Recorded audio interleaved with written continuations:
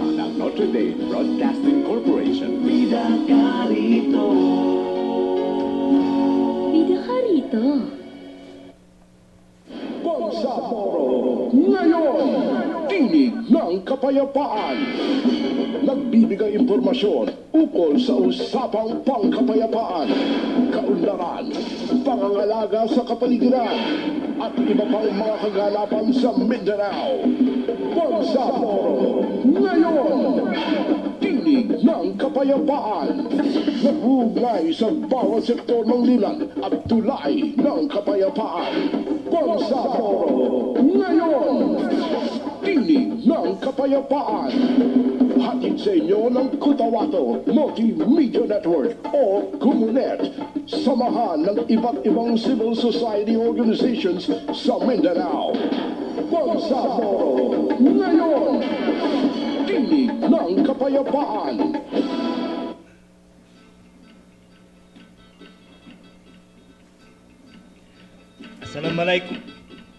Assalamualaikum warahmatullahi ta'ala wabarakatuh. Fiyo Kolongonon at magandang gabi sa inyong lahat mga kaibigan. Ako po si Derek Sanico. At ako naman po si Yusuf Lamakabuat. Kami ang makakasama niyo sa isang oras na talakayan tungkol sa nangyayaring peace process sa pagitan ng ating gobyerno at ng MILF.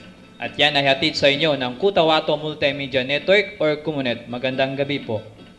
Para sa kalaman ng ating mga kaibigan na kasamang PLA, ang Kumunet ay binubuo ng 13 organisasyon na pinunduhan ng Forum CFD at ng GIG, no? Para makatulong tayo na mas maintindihan ng ating mga kababayan ang mainit na mga isyu ngayon sa ating bayan.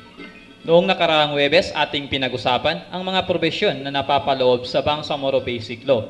Isa nga dito ay ang Black Grant, kung saan ating nakapanayam ang sekretary ng BTC Chairman na si Attorney Harold Milling. Kanyang ipinaliwanag sa atin ang probesyon na ito. At sa gabing ito, atin muling makakapanayam mamaya ang sekretary ng BTC Chairman na si Attorney Harold Milling para ipaliwanag naman sa atin ang isa ring provision sa Bangsamoro Basic Law. Ito ay ang basic rights na especially ang Article 9, Section 1 hanggang Section 7. Para sumali sa aming talakayan, mag-text lang kayo sa mga numerong ito. Para sa mga smart subscribers, mag-text sa 0998-1690597. At para naman po sa mga Globe at TM subscribers, ay mag-text lamang po sa 0915-4548-554. Ang oras natin ay ganap ng...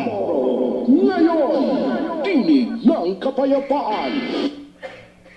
Ang oras po natin sa Bangsamoro ngayon ay ganap ng alas 7:35 ng gabi.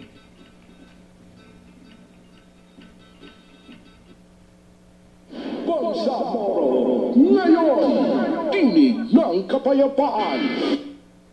Kasamang PLA ating makakasama ngayon si Janeta para ibahagi sa atin ang kanyang tudtulan na ang indigenous people sa UP ay kanilang sinuportahan ng draft Bangsamoro Basic Law na isa pang magaganap na holiday bukas, no? Ang detalye ay ating alamin kay kasamang Janeta Makatabang. Kasamang Janeta.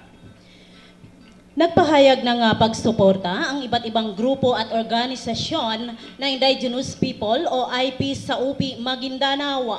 Ito ang napag-alaman sa ginawang ad hoc committee hearing ng mababang kapulungan ng Kongreso sa Bangsamoro Basic Law na ginanap nitong Oktubre sa UP Municipal Gymnasium.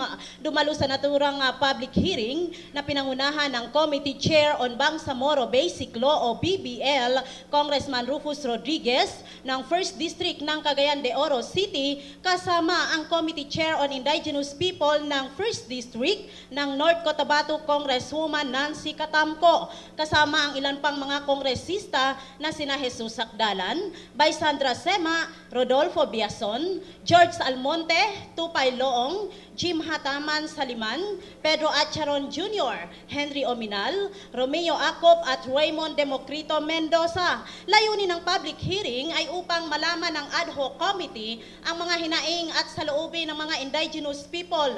Malugod namang tinanggap ng mga nasabing kongresista ang mga position paper na isinumiti ng mga indigenous people at ipinangakong tatalakayin ito sa plenaryo ng mababang kapulungan. Ang Bangsamoro Basic Law o BBL ay kasalukuyang nasa Kongreso para sa masusing pagbusisi. Ang public consultation ay nagpapatuloy hanggang sa ngayon. Maliban sa UP Maguindanao, ito ay sinagawa na rin sa Cotabato City, Tacurong City, Marbel at General Santos City. Samantala, deklaradong holiday bukas sa buong Autonomous Region in Muslim Mindanao o ARMM. Ito'y base na rin sa Executive Order number 40 bilang pag-obserba sa Sheikh Karimul Makdum Day. Sinasabing si Sheikh Karimul Makdum ay ang unang misyonaryong dumating sa rehiyon, partikular sa lalawigan ng Tawi-Tawi at nagpalaganap ng pananampalatayang Islam. Kaugnay nito, nagkataon na mga pasisimulan din bukas ang kick-off ng ika-25th year anniversary ng ARMM sa Simunul Island sa isla pa rin ng Tawi-Tawi. Pangungunahan rin ni ARMM Governor Mujib Hataman ang pagbubukas ng month-long celebration. Inaasahan naman magiging pangunahing bisita sa November 19 sa ARMM si Pangulong Noynoy Aquino. Para sa Comonet News, Janeta Makatabang nag-uulat. Bangsamoro ngayon, tinig ng kapayapaan. Maraming salamat sa iyo, kasamang Janeta, sa iyong mga tutulan. At sa puntong ito, ating tinanong ang mga mamamayan kung anong masasabi nila ngayong nasa Kongreso na ang BBL at pati na ang kanilang mga panawagan sa mga kongresista hinggil sa BBL. Ano ang masasabi mo ngayong nasa Kongreso na ang BBL? Ako po si Elina Modesto dito sa Nuro Upi. Ako isang tribal council ng tribo. Ang masasabi ko po, nais po namin na mga tribong Taduray ay magkaroon tayo ng kapayapaan na hindi pwede na magkaroon tayo ng away. Paano natin makamta ng mga anak natin kung magkaroon tayo ng away? Hindi pwede. Ako si Kagawad Jerry Palindak ng Barangay Bungkog. Inaasahan ko po na magiging maaprubahan na yan upang magkaroon ng kapayapaan, magiging tahimik yung ang ating lugar, then magkaroon ng pag-uunlad. Sa tingin mo, maaprubahan ba ang BBL sa Kongreso at bakit? Maaprubahan po. Kasi yan ang ginugusto ng tribong Taduray na maaprubahan talaga ang hinihingi na maging kapayapaan sa lahat. I think maaprubahan na siguro yan. Marami naman siguro ang nakapirma na sa memorandum ng BBL. Ano ang inyong mga rekomendasyon upang mas lalo pang maipaintindi ang BBL sa lokal na komunidad? Sa akin lang magiging panawagan na kung maaprubahan ito, maging pantay-pantay lang.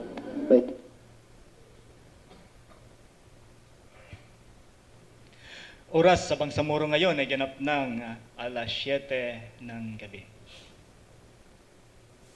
At yan ang boses ng ating mga mamamayan. No? Susunod na ang ating live interview kay Attorney Haron Miling, ang sekretary ng BTC Chairman. Pero bago po yan, pakinggan natin ang ilang paalaala. Oh, Mare, bakit inuubo na naman ang anak mo?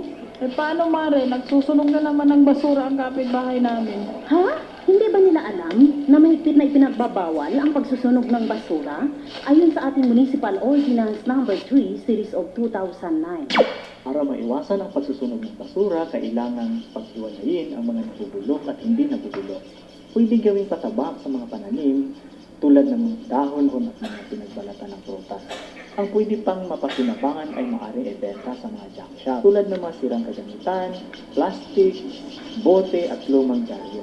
Ang mga nakakalasong basura tulad ng baterya, diaper at bote ng mga pestisidyo ay dapat ibigay sa likod ng inyong bakuran. Ang paalaalang ito ay hatid sa inyo ng Cotabato Multimedia Network o COMONET. Bangsamoro ngayon, tinig ng kapayapaan. Mga kaibigan, sa punto pong ito, ating makakapanayam ng live si Attorney Haron Miling.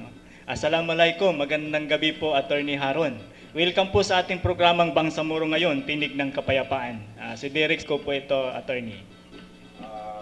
Bismillahirrahmanirrahim. Magandang gabi po sa inyong lahat. Magandang gabi sa inyong lahat, sa inyo direct, sa inyong mga kasamahan dito sa malaganap na himpilan radyo na ito at sa libu-libong mga tagapakinig ng inyong programa sa Comunet. Assalamualaikum sa ating mga kapatid na Muslim. Sir, magandang gabi po. No? Ang una po naming mga katanungan, sir, is para po sa kalaman ng ating mga kababayan, maaari niyo bang ipaliwanag sa amin kung ano ba itong article na basic rights na napapaloob sa draft Bangsamoro Basic Law? Opo. Ang Article 9 ng Bangsamoro Basic Law o Proposed Bangsamoro Basic Law ang naglalaman ng tinatawag na basic rights. Ang basic rights na ito ay halos magkatulad, magkahawig o magkatulad ng tinatawag na Article 3 ng Saligang Batas ng Pilipinas, ang tinatawag na Bill of Rights. Ang Bill of Rights ng Konstitusyon o Fundamental Law ng Pilipinas ay isang listahan ng mga karapatan na nararapat sa isang mamamayan ng Pilipinas. Dito po sa proposed Bangsamoro Basic Law, ang mga basic rights na yan ay magkahawig. Hindi actually word for word magkapareho doon sa enumerated na mga rights doon sa Bill of Rights ng Konstitusyon ng Pilipinas. Pero ito po ay magkahawig. Bakit po? Sapagkat itong document na ito, lalong-lalo na nakalagay dyan sa Article 1, itong basic rights na ito ay binubuo ng 7 articles, 7 sections. Unang-una, sa section 1, ito, in addition to the basic rights already enjoyed by the citizens residing in the Bangsamoro government shall guarantee the following enforceable rights. May mga guide words doon na dapat natin pagkatandaan. Una, tinatawag na enforceable rights. Ibig sabihin yan, talagang enforce ng Bangsamoro government. Ipapatupad ng Bangsamoro government. Yan ang ibig sabihin ng enforceable right. At ang violation ng isang enforceable right ay magkakaroon ka ngayon ng obligasyon o pananagutan sa batas kung labagin mo yung enforceable right na yon. Nakalagay dito, in addition, karagdagan doon sa mga nandoon na. Kumbaga, yung mga rights na ini-enjoy ng mga citizens dito sa proposed Bangsamoro ay may karagdagan pang, ito na nga yung karagdagan na enumeration from letter A hanggang letter M, 13 ito na dapat idagdag doon sa Bill of Rights yung listahan ng mga karapatan na enumerated sa fundamental law ng Pilipinas. Attorney, sinasabi nga dito natin sa basic right ng Bangsamoro, 13 po ito. Opo. Pero sa tingin kaya natin, sa loob ng Bangsamoro, kasi Bangsamoro lang po yung nasasabi dito, paano naman kaya yung mga taong napaloob sa Bangsamoro pero hindi sila matawag na mga Bangsamoro people? Pero sila ay mga napaloob sa teritoryo ng Bangsamoro. Halimbawa, itong mga settlers o mga taga-ibang bansa na nasa loob na mismo ngayon ng Bangsamoro. Ano po ba yan? Ano po ba yung pwedeng mangyari sa kanila in terms of basic rights? Ay sila po ba ay makakatamasa rin ng ganitong mga karapatan? Tumpak. Lahat ng tao, maging Bangsamoro man o settler community, indigenous people na maninirahan sa sakop ng Bangsamoro, proposed Bangsamoro homeland, Bangsamoro government, ay mag-i-enjoy ng pare-parehong karapatan o mga rights na napapaloob dito sa Bangsamoro Basic Law. Bakit po? Sapagkat itong mga karapatan na ito ay hindi lamang nakalagay dyan na ito ay para sa Bangsamoro lamang. Sa lahat ng taong naroroon na sa sakop ng Bangsamoro territory ay magi-enjoy nitong mga batas na ito. Yan po ang inaano natin. In passing, gusto ko lang pong idagdag dito na kung tutuusin po sa under Islamic law, mas malawak pa kesa rito. Enumerated dito na mga batas o mga karapatan, mas malawak pa na ang hindi po na dyan, na i-enumerate dyan, hindi nababanggit dyan ang igagawad sa lahat ng tao. In the Quran and in the Sunnah of the Holy Prophet, nandyan lahat ang enumeration ng mga karapatan na dapat igawad sa isang Muslim, sa isang hindi Muslim, sa isang unbeliever. Pati yung mga unbeliever, protected under the Sharia.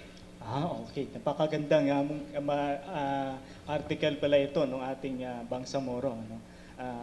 Pero kasamang plan, no? Patikim pa lang yan sa ating mga tagapakinig. No? Dahil marami po tayong itatanong kay Attorney Haron Miling hinggil sa mga napapaloob na seksyon dito sa Article 9 na ito.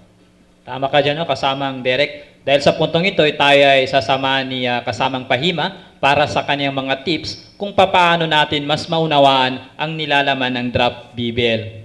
Pero bago yan, andito muna ang ilang paalala.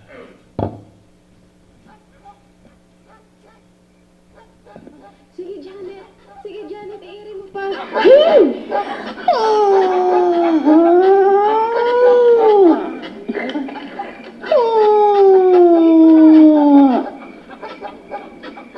Babu, Ninan, bakit walang iyak ang anak ko?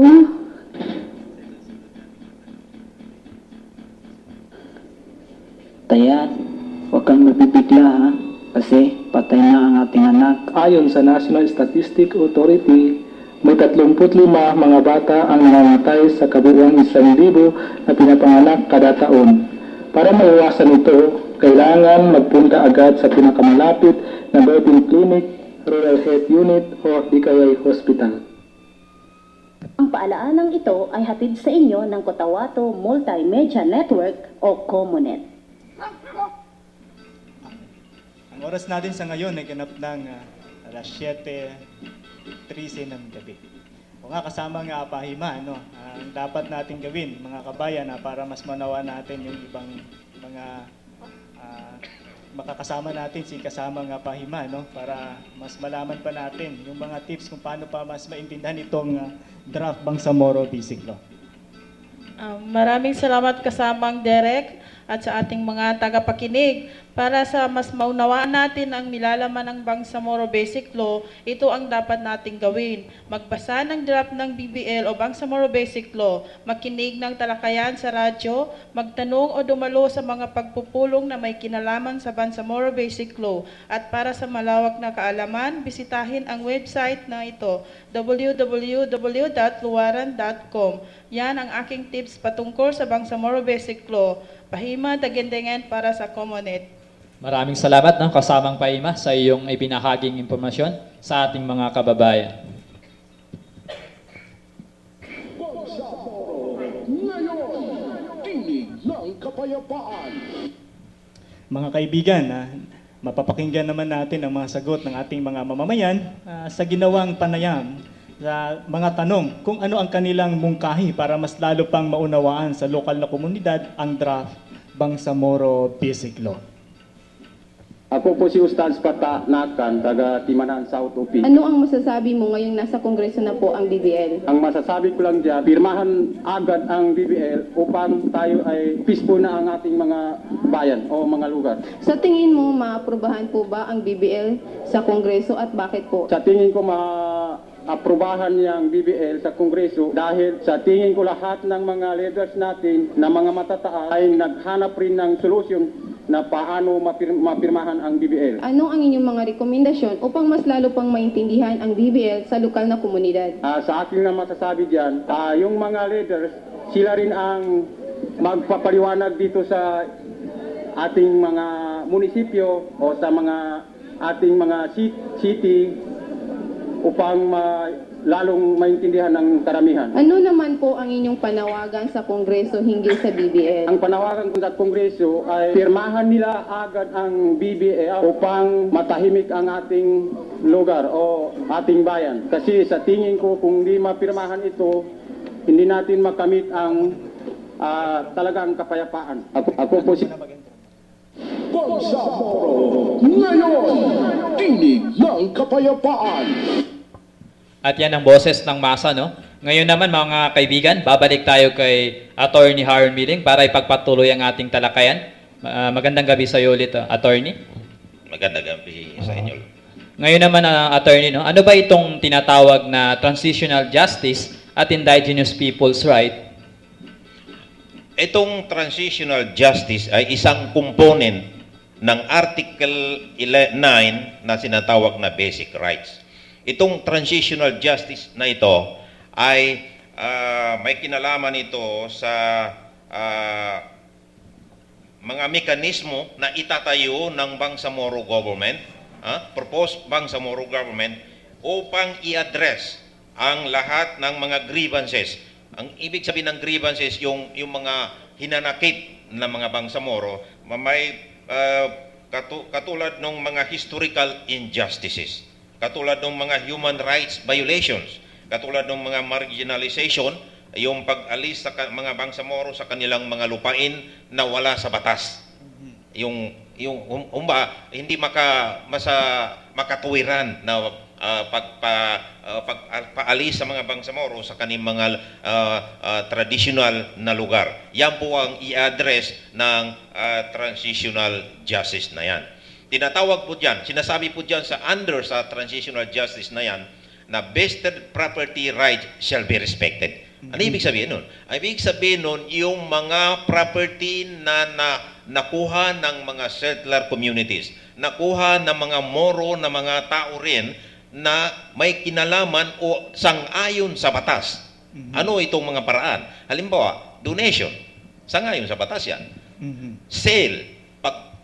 Pagpapabili. Hindi pakikialaman ng transitional justice yan. Sapagkat irerespeto ng transitional justice mechanism yan. Ano po ang pakikialaman ng transitional justice? Yung mga pagkuha ng mga propriedad ng mga Bangsamoro na merong element of fraud. Element of fraud. Ano yung fraud na tinatawag? Kasalimbot sa Maguindanon. Pandaraya. Pandaraya. Sapagkat kahit na sa batas, sa civil law, marami tayong mga abogado diyan nakikinig, sa civil law, yung mga titulo na may element of fraud ay hindi prescriptible yan. Ibig sabihin, hindi rin i-honor ng korte yan. Pag napatunayan na yung titulo na yan ay issued na may element of fraud na involved, baliwala yan.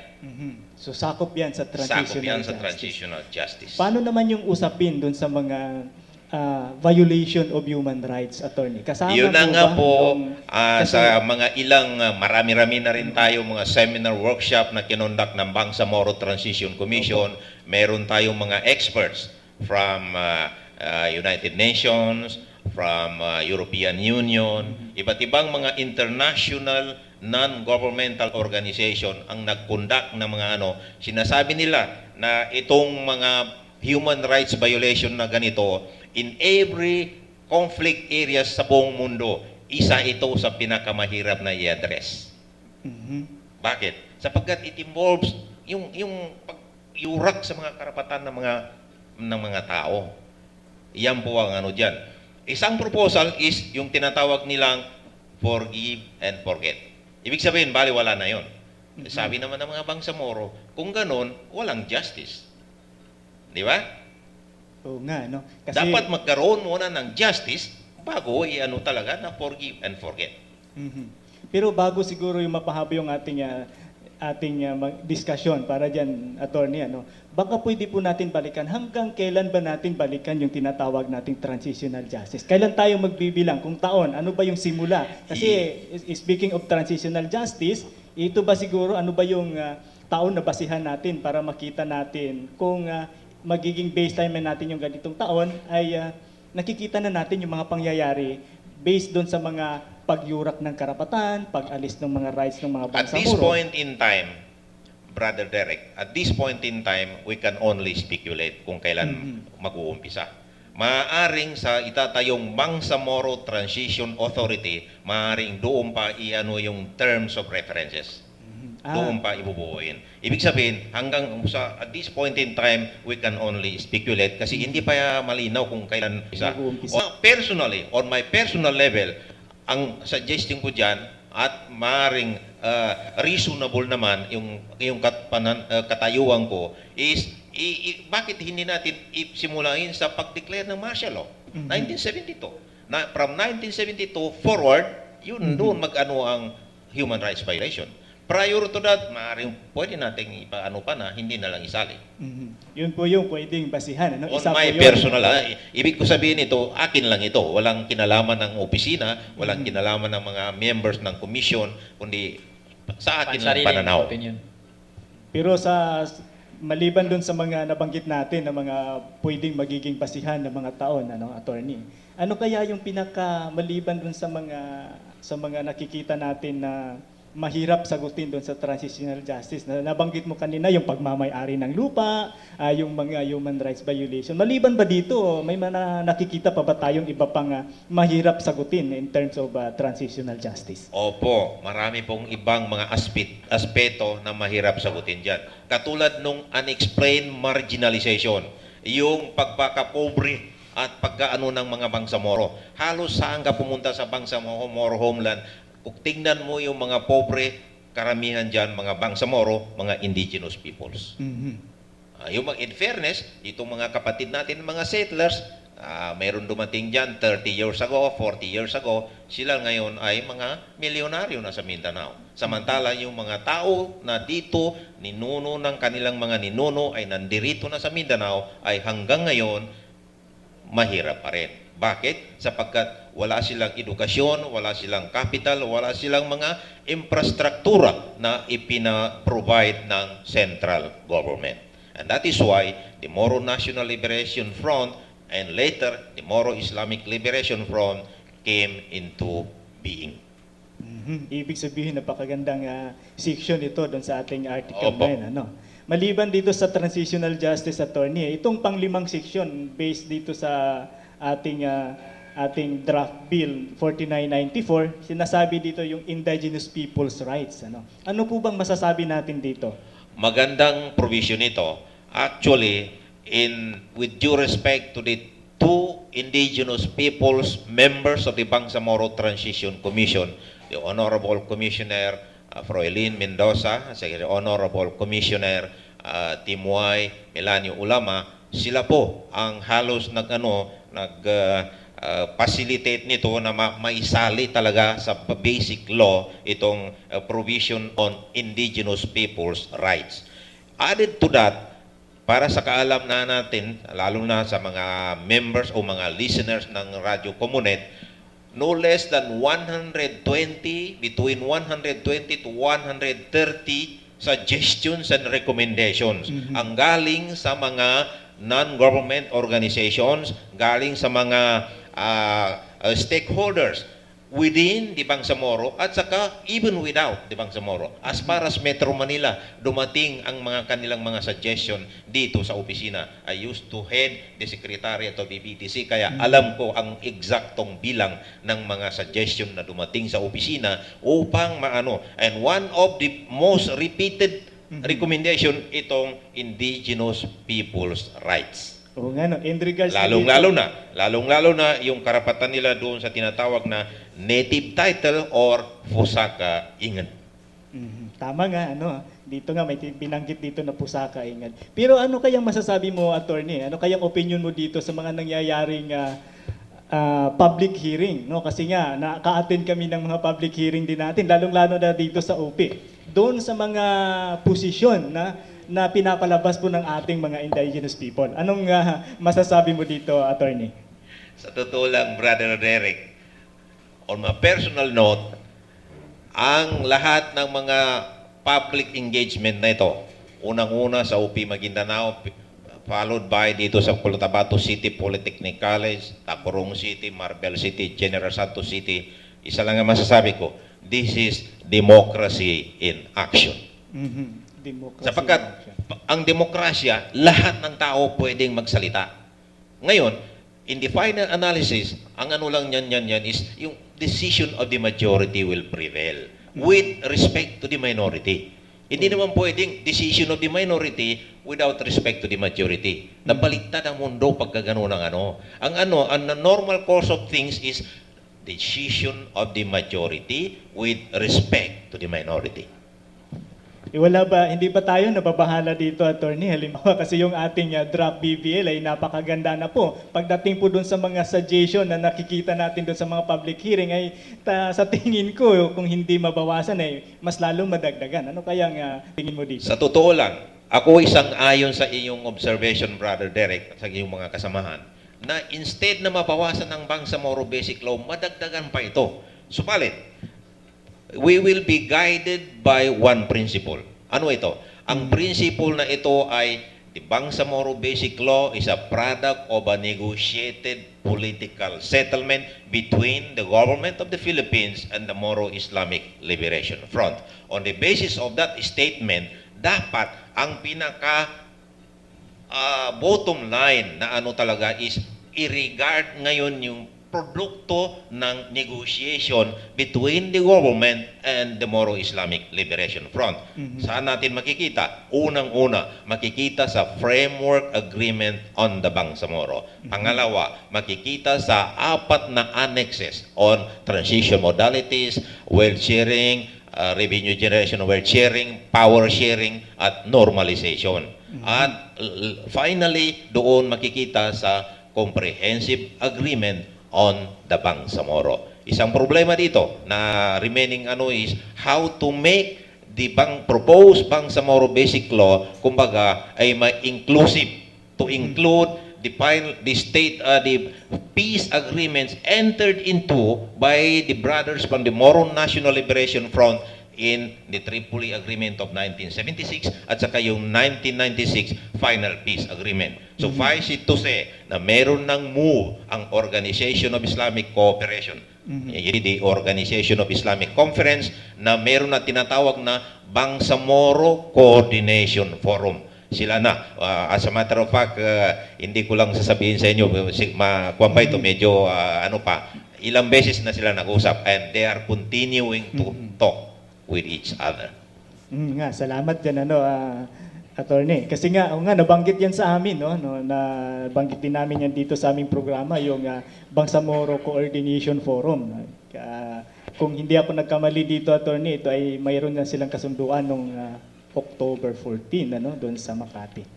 Pero bago ang lahat, attorney, ano yung mensahe natin sa ating mga tagapakinig?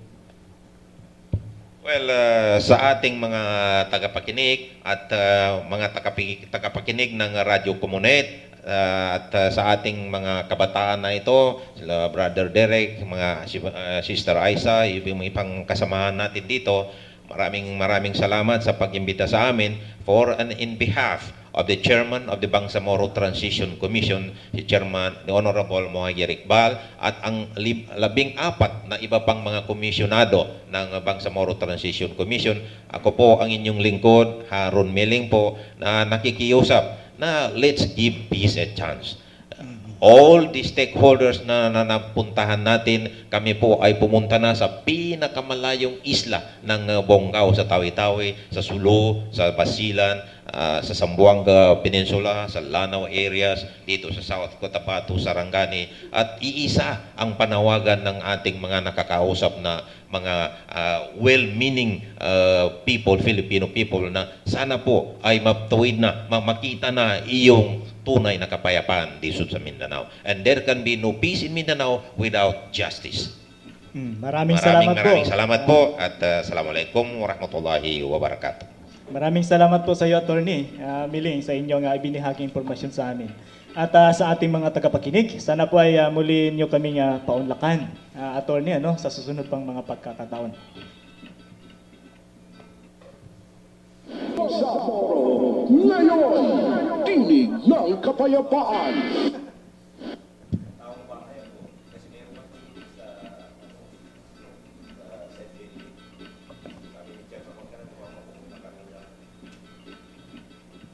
Ang oras po natin ay ganap ng alas 7:20 ng gabi.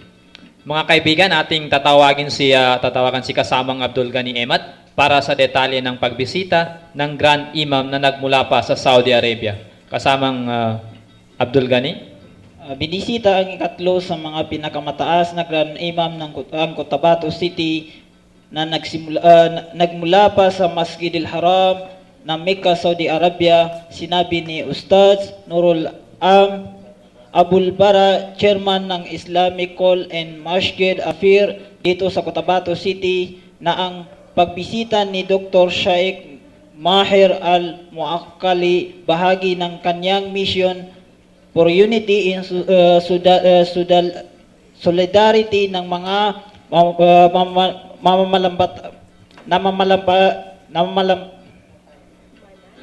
mananampalatayang Islam sa kanyang pagdating dito sa lungsod, ay iniunsad ang Coro City Call kay City Mayor Japal Giani Jr.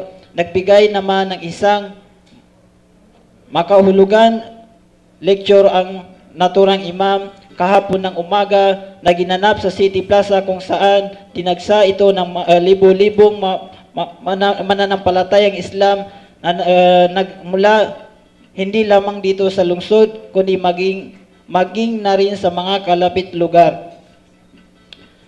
Para sa Community News, Abdul Ghani Imat nag-uulat. Maraming salamat kasamang Abdul Ghani Imat.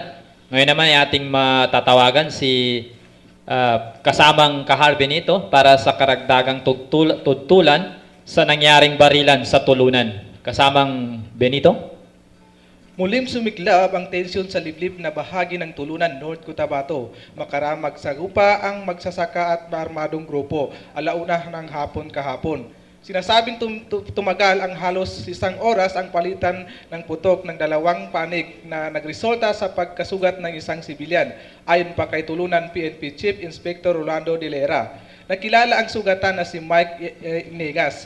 Dagdag pa ni Dilera, paulit-ulit na nangyayari ang insidente dahil sa agawan sa lupa. Patuloy naman ginagawang monitoring ng kapulisan at kasundaluhan sa Tulunan upang di na masundan pa ang nasabing pangyayari. Para sa Community News, kaharbi nito nag-uulat.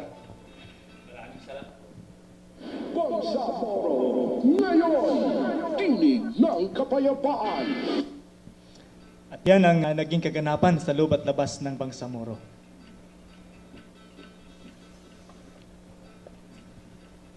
Sa mga nais pang magpadala ng mga komento, reaksyon o panawagan, maaari kayong mag-text sa ating community mobile numbers.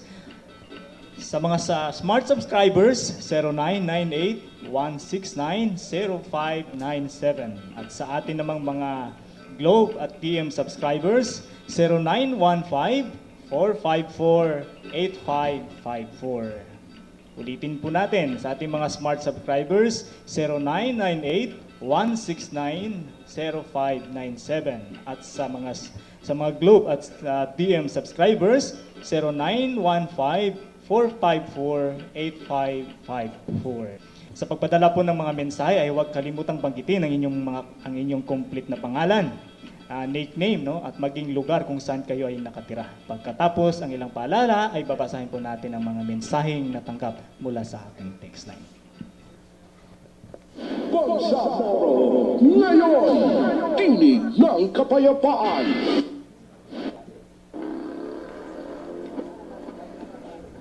Madali ka ata. Saan bang funda mo? Oo nga, nagsimula na kasi ang konsultasyon sa Bangsamoro Bisiklo doon sa Barangay Hulatin. Ano ba kasi ang Bangsamoro Bisiklo na yan? Ang Bangsamoro Bisiklo ay isang batas na ipapatupad ng Bangsamoro para sa pagkakilanlan at sa pamamagitan nito ay magkaroon ng Bangsamoro Government at nang magkaroon ng lakas at magkaroon din ng sanga-sanga o structure. Ganun ba? Pwede ba akong sumama? Dumalo tayo sa mga ginagawang public consultation patungkol sa Bangsamoro Bisiklo upang maliwanagan tayo sa mga artikulo at mga seksyon na napaloob dito. Magmungkahi ng ating mga pananaw sa naturang ipapasang batas para sa Bangsamoro. Ang programang ito ay hatid sa inyo ng Cotabato Multimedia Network o COMUNET.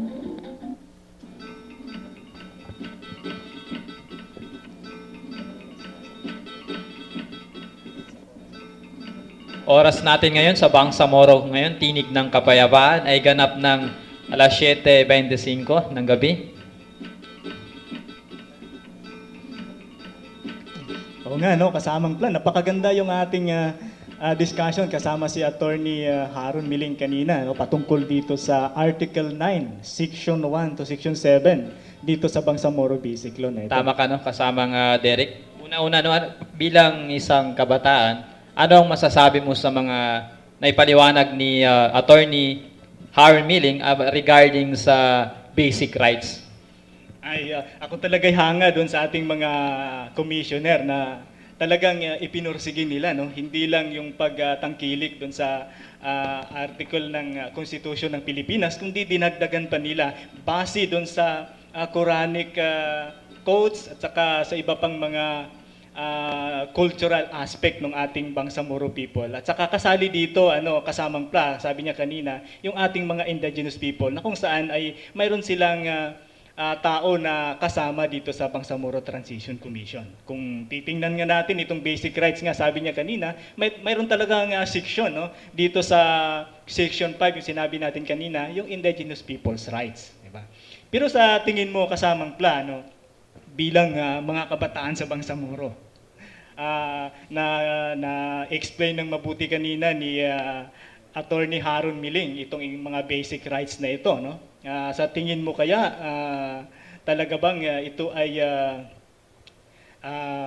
mapagtibay sa loob ng Bangsamoro? Para naman sa akin, para sa akin, sariling opinion kasamang Derek, talagang mapapagtibay itong basic rights na ito kung talagang susuportahan natin ito. Pero gaya nga ng sabi niya kanina kasamang Derek, na instead of na mababawasan yung mga batas na ito, mas madadagdagan pa. Kumbaga. O nga, no? Patungkol nga doon sa mga public hearing na nagaganap, kung titingnan natin, sabi niya kung hindi ito'y madagdagan, pero sa tingin ko ito'y madagdagan.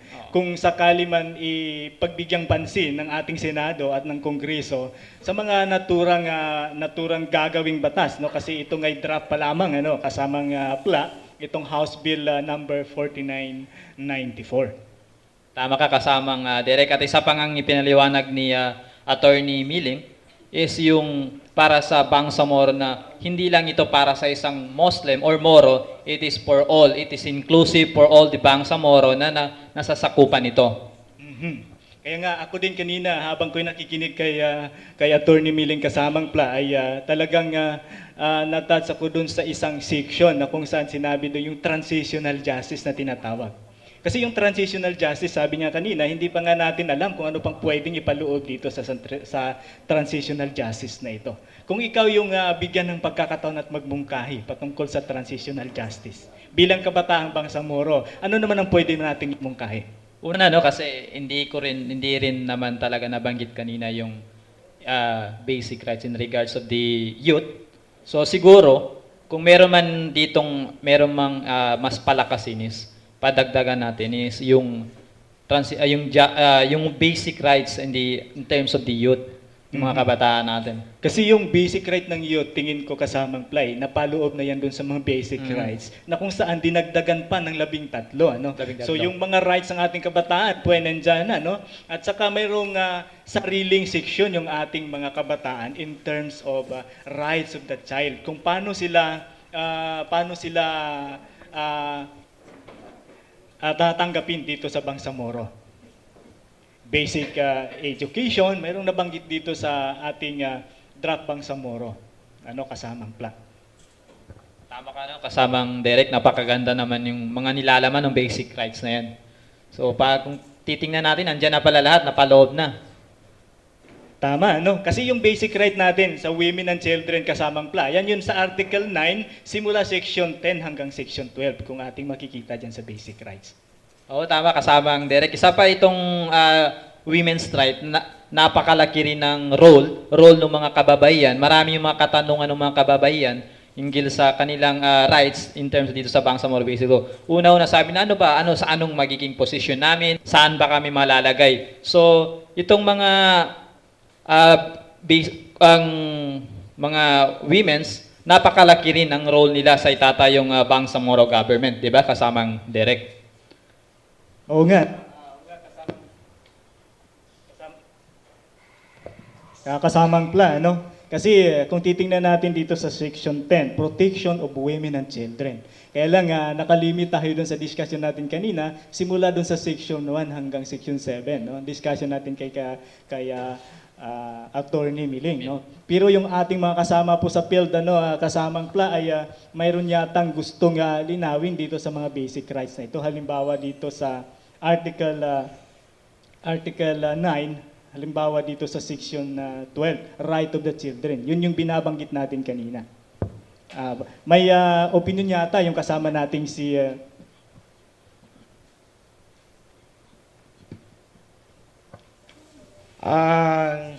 magandang gabi po sa ating lahat, no. Habang ako'y nasa field kanina, no, narinig ko po yung discussion ng ating bisita at pati na rin kayo, no. Isa sa nabanggit niya yung mga basic rights, no, na ang nilalamang basic right ay maraming bahagi. Nandoon na yung basic right ng women, and basic rights ng mga kasamahan nating IP, and basic right ng mga non-Moro. Ang narinig natin, no, sa nilalaman ng DBL, maraming haka-haka na ating narinig ng mga kasamahan non-Moro ay takot sila na baka sakali daw ma-implement ang BBL ay mawawala na sila dito sa Mindanao. Subalit, naliliwanagan tayo kanina na kung ma-implement ang BBL ay hindi pwedeng palisin ang mga non-Moro dito sa Mindanao. Pangalawa, ang haka-haka ng mga kapatid natin non-Moro ay kung ma-implement daw ang BBL ay hindi na sila pwede kumain na ipinagbabawal na pagkain. Para po sa kalaman ng lahat, hindi rin po ganon. Hindi po tama yung mga kanto-kanto na balita, kundi kung anong man yung rights nila, patuloy nila itong mai-enjoy. No? Hindi po yung mawawala. Sa basic rights ng mga women, no, sa lalo-lalo na sa kapatid natin mga Moro, na patuloy pa rin mai-enjoy, no, yung pananamit, no. Narinig natin kanina na sa pananamit ay lalo pa itong paigtingin, no. Kung sa ngayon ay ang mga kababaihan ay nagtutundong, ay panatilihin na magtundong yung mga kapatid nating mga kababaihan. Maraming salamat dyan, no, kasamang kahar, ano. Yun nga nabanggit kanina ni Attorney Miling, ano. Pero sa nabanggit mo, sa tanong mo kanina, ano, kasamang pabase din dito sa mga kabataan ay malinaw din po na sinasabi dito sa right ng mga kabataan, yung right to education. No? Integrated system of quality education. Yan yung section 13 sa Article 9 na sinasabi. The Bangsamoro government shall establish, maintain, and support as a top priority, a complete and integrated system of quality education and adopt an educational framework that is relevant and responsive to the needs, ideals, and aspiration of the Bangsamoro. Yan yung section 13 doon sa Article 9 na sinasabi natin. Kaya nga kung titingnan natin, ano, mga kasama sa mga rights na ito, talaga bang package, no, kung titingnan mo. Kung ako nga magtingin dito kasamang kung wala pa tayong, kung gusto lang dagdagan natin yung right of education, nabanggit nga dito ay libre na po yung elementarya, no, pati high school sa loob ng Bangsamoro. Eh, kung akong tatanungin, paki-college nga siguro ay pwede na nating ilibre kung Bangsamoro na yan. Anong tingin mo kasama? Posible lang sana bakit hindi? Di ba kasamang Derek? Kasi kaya nga nang sabi ni Attorney Miling kanina na pag maobserbahan mo sa Bangsamoro, sa karamihan sa Bangsamoro ay talagang mahihirap. Hindi pa rin talaga sila nakakahaon sa kanilang buhay. Kahit ako nung nasa field ako kasamang Derek, napansin ko rin talaga na marami pa rin talaga yung mga kababayan nating Bangsamoro na walang edukasyon, hindi nakakapag-aral dahil sa kahirapan ng kanilang buhay. Sige lang, no, kasamang kasi nga kung susuportahan natin lahat itong Bangsamoro Basic Law na ito ay nakikita natin yung lahat ng mga karapatan ay guaranteed po naman na napaloob dito sa Bangsamoro Basic Law. Bangsamoro, ngayon, tinig ng kapayapaan.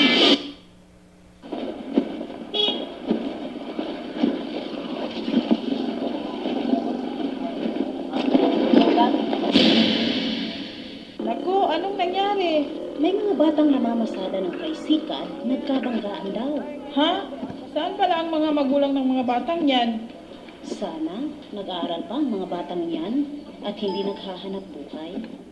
Umabot sa 5.5 million na mga kabataan ang napilitang maghanap buhay para makatulong sa kanilang mga magulang. Ang 3 million dito ay nagtatrabaho na may potential sa panganib ng mga chemical at matatalas na mga bagay. Ang 2.5 million na mga kabataan ay hindi gaanong panganib, ngunit madalas na pinipilit na magtrabaho na mahabang oras na may kaunting pahinga lamang. Isulong ang karapatan ng mga kabataan. Subuin ang child labor. Ang programang ito ay hatid sa inyo ng Cotabato Multimedia Network o COMNET. Bangsamoro. Ngayon, tinig ng kapayapaan. Ang oras sa Bangsamoro ngayon ay ganap ng alas 8:15 ng gabi. Reminders nga pala, no? Application for JDS project, scholarship to obtain a master degree in Japan, is now open to BDA staffs and other Bangsamoro-related organizations. Applicants must be a Filipino citizen, aged 22 to 39, and have 2 years of work experience in principal. Deadline of application is November 14, 2014. For more details, call the JDS Project Office in Manila at 0275-33261 or visit the website http://jds-scholarship.org. Japan had also set a deadline of application for the Program of Human Resource Development or HRD for the peacebuilding fiscal year 2014 for the non-Japanese program associates on November 10, 2014 at the Embassy of Japan from an identified eligible country until 5 p.m. Japan time. For more information, please visit their website at www.mofa.go.gb. UN Peace Journalism Awards, open na po sa lahat ng interesadong lumahok. Ipadala lamang ang inyong mga entries, pwedeng written articles, broadcast, online, photographs na gawa ninyo mula August 2014 hanggang May 2015. Ang mga campus journalists ay maaari ring sumali sa kompetisyon. Bisitahin lamang po ang eeas.europa.eu para sa iba pang detalye. Bangsamoro. Ngayon, tinig ng kapayapaan.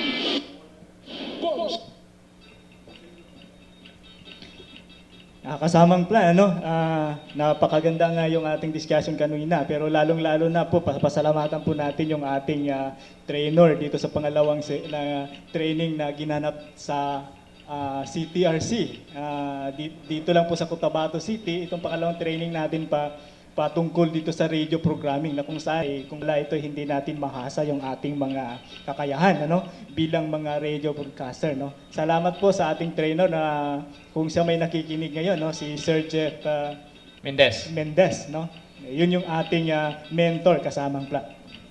Maraming salamat Sir Jeff Mendez.